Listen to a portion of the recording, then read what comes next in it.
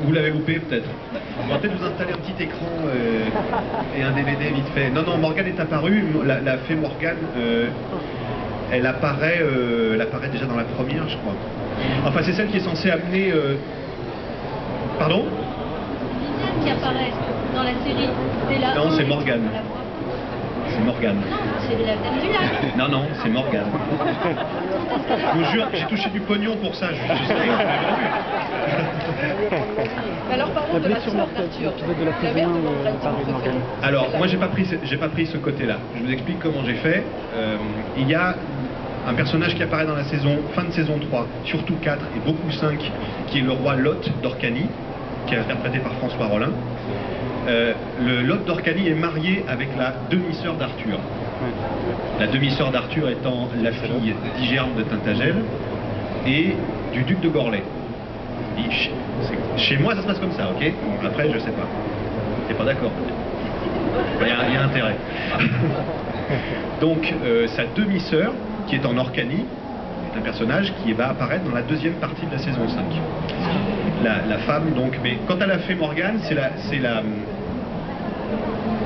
D'accord, alors Morgane, dans Camelot, c'est l'envoyé des dieux qui est là souvent pour présager du pire.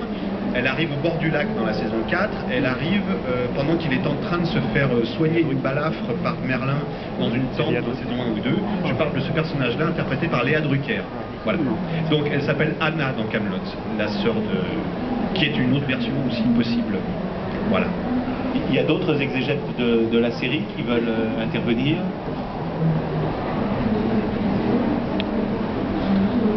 Je vais essayer de venir jusqu'à vous.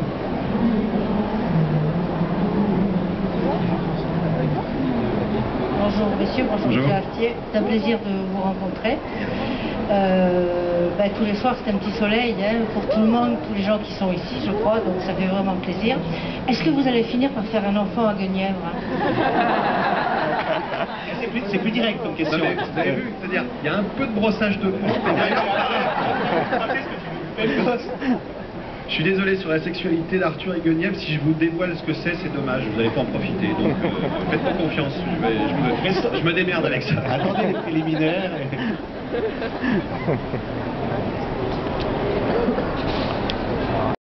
Non, on ne va pas demander de précision parce qu'il a l'air de ne pas vouloir. Non, mais il y a des spécialistes, par exemple, pour le bonus DVD dont je vous parlais, qui est une série de 52 minutes.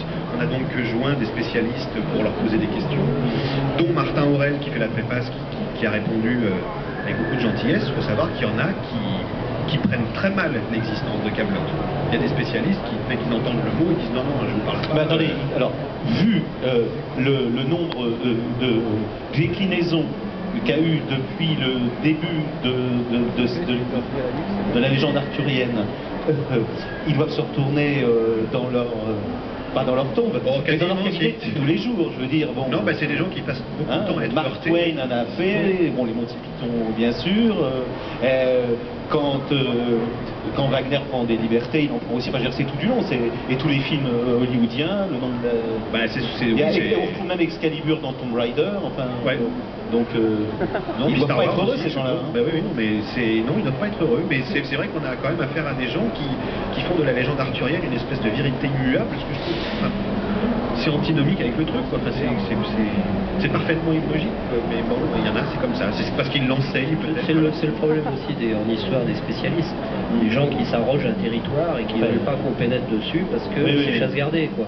Ça, c'est un peu dommage. Il peut y avoir un savoir plus gai, comme dirait l'autre, non?